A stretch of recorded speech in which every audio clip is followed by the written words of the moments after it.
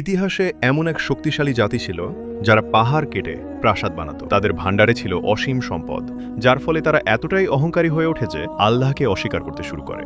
তাদেরকে বলা হয় সামুদ জাতি। ঘটনাটি আল কুরআনের সূরা আল আরাফ, সূরা হুদ এবং আরও কিছু সূরাতে উল্লেখ আছে। তাদের হেদায়েতের জন্য আল্লাহ তাআলা হযরতে সলেহ আলাইহিসসালামকে পাঠান। হযরতে সলেহ আলাইহিসসালাম তাদেরকে বললেন, তোমরা আল্লাহর পথে ফিরে আসো, অন্যায়, অহংকার ও মূর্তি পূজা করো না। কিন্তু তারা উপহাস করে বলল, যদি তুমি আল্লাহর নবী হও তাহলে আমাদের জন্য কোনো মুজিজা দেখাও। তাই হযরতে সলেহ আলাইহিসসালাম 2 হাত তুলে আল্লাহর কাছে দোয়া করলেন। পরক্ষণে একটি পাহাড় ভেদ করে বিশাল এক সাদা উটনী বের হয়ে এলো। হযরতে সলেহ আলাইহিসসালাম সতর্ক করে বললেন, এই উটনী আল্লাহ নিদর্শন, একদিন সে পানি খাবে, একদিন তোমরা।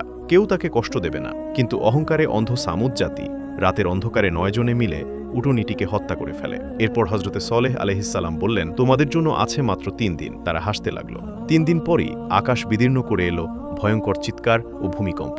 মুহূর্তেই ধ্বংস হয়ে গেল পুরো সামুদ জাতি। যে জাতি শক্তি আর সম্পদের অহংকার করত, তারা আজ মুহূর্তেই শেষ হয়ে গেল। বেঁচে গেলে কিছু বাচ্চা যারা হযরতে সলেহ আলাইহিসসালামের উপর ঈমান এনেছিল। এই ঘটনাটি আমাদের শিক্ষা দেয়, আল্লাহ নিদর্শন অস্বীকার করলে, নাফরমানি করলে ধ্বংস নিশ্চিত।